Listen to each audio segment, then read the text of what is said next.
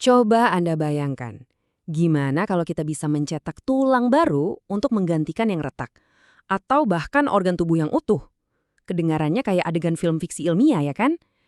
Nah, dalam pembahasan kita kali ini, kita akan lihat gimana fiksi itu perlahan-lahan berubah jadi fakta. Kita akan menyelami dunia yang luar biasa ini, mencetak bagian tubuh yang hidup. Oke, jadi begini rencana kita.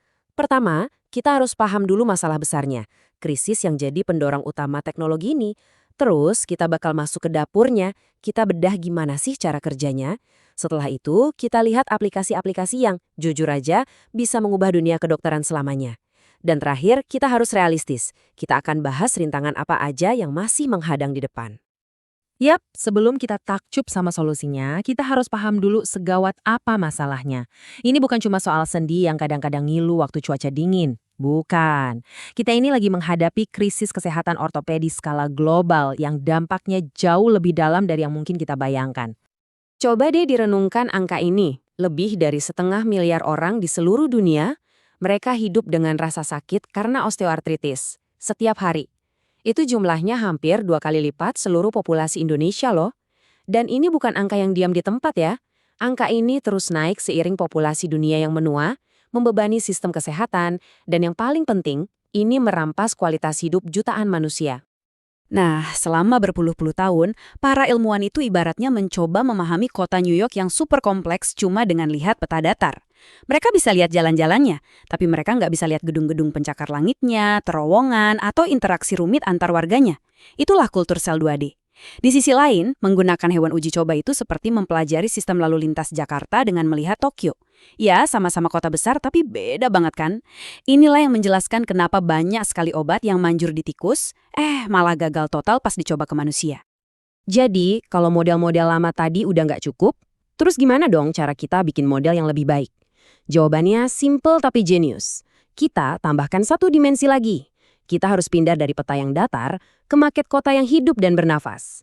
Nah, disinilah panggung utama disiapkan untuk kemunculan organoid. Anggap saja organoid itu organ mini. Atau lebih kerennya lagi, avatar biologis dari organ seorang pasien yang kita tumbuhkan di laboratorium. Benda kecil ini bisa meniru struktur dan fungsi organ aslinya dengan sangat baik. Ini bukan cuma sekedar kemajuan, ini lompatan kuantum.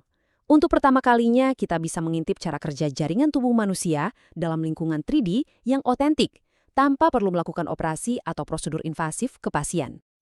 Oke, organoid yang tumbuh sendiri itu sudah sangat revolusioner. Tapi, para ilmuwan itu kan selalu berpikir lebih jauh.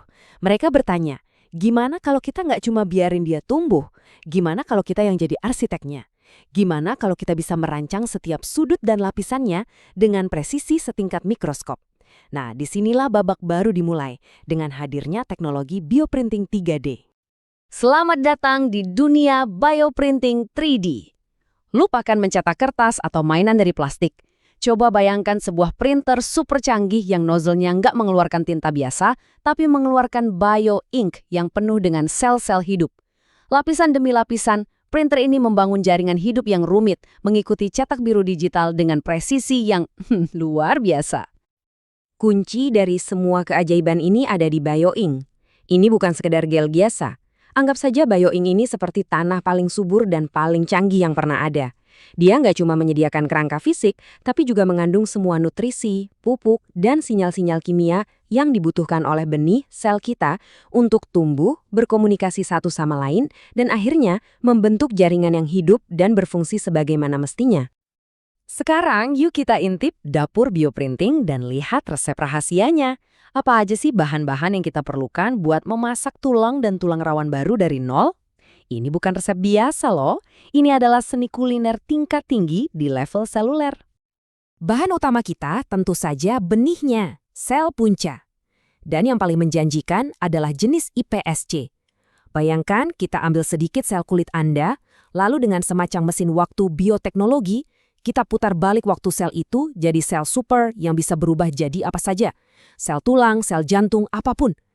Dan karena sel itu berasal dari Anda, tubuh Anda tidak akan menolaknya. Ini adalah puncak dari pengobatan yang benar-benar personal. Tentu benih ini nggak bisa tumbuh di sembarang tempat. Mereka butuh tanah yang tepat, sebuah perancah. Disinilah hidrogel berperang.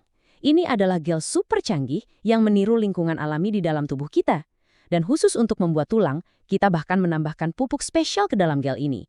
Mineral hidroksiapatit, bahan yang sama persis yang membuat tulang kita kuat. Ini seperti kita kasih peta dan instruksi ke sel-selnya.